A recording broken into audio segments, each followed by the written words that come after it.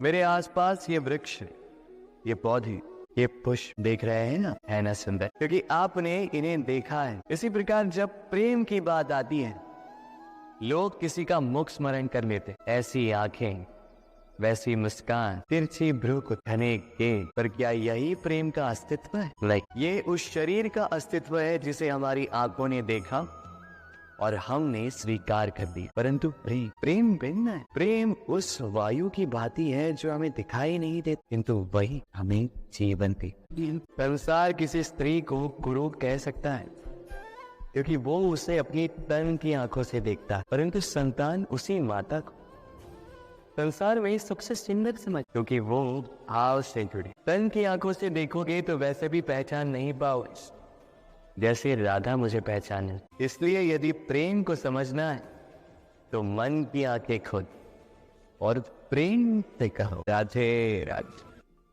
संसार में सबसे बड़ा, सबसे महान जीव कौन सा है? अब आप में से कुछ कहेंगे मनुष्य, कोई कहेगा सिंह, कोई कहेगा हाथी, किंतु नहीं।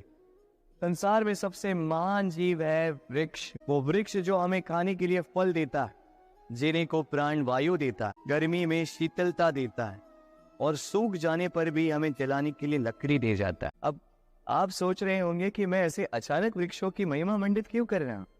मेरा संकेत इस वृक्ष से कहीं अधिक गुण है उस बीज की ओर जो ना आपको फल देता है, ना छाया, ना ही लकड़ी, बस धरती के अंदर और नमी से लड़ता, कुछ अंबुल नीचे बस जाता है एक वृक्ष को आकार देने के लिए। दीपक क्या साधारण सा माटी का पात्र, किंतु जल बाती लेकर जब जलता है तो समस्त संसार को मार्गदर्शन देता, महान बन जाता है। अब समझे, यदि महान बनना है तो कुछ करना होगा। कोई अंतर नहीं पड़ता कि आप छोटे हैं या बड़े, कुछ करेंगे तो कुछ बनेंगे। आप चलना प्रारंभ कीजिए, कहीं ना कहीं तो पहुंचेंगे। चल बैठने वालों का कभी कुछ नहीं हो। स्मरण रखिएगा, कुछ आरंभ करने के लिए महान होना आवश्यक नहीं, किंतु महान होने के लिए कुछ आरंभ करना अति आवश्यक। राधे राधे।